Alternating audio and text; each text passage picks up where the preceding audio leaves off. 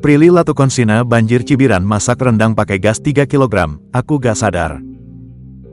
Prilly Latukonsina ramai menjadi bahan perbincangan usai ia terpergok masak rendang untuk Lebaran 2024 menggunakan gas 3 kg.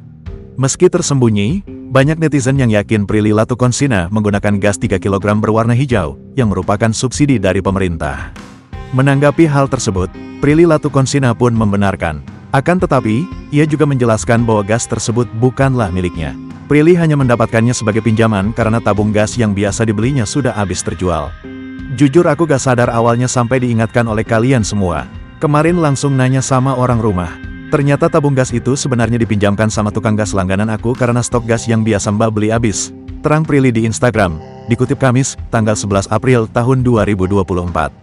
Selain itu, pemain sinetron ganteng-ganteng serigala ini juga menambahkan dirinya tidak memiliki niatan untuk menyembunyikan apapun.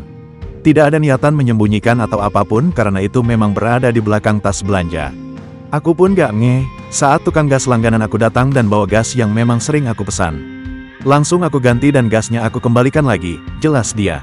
Lebih lanjut, Prilly Latukonsina menegaskan dirinya akan menjadikan masalah ini sebagai pelajaran. Ia juga mengaku tidak akan menggunakan gas subsidi lagi.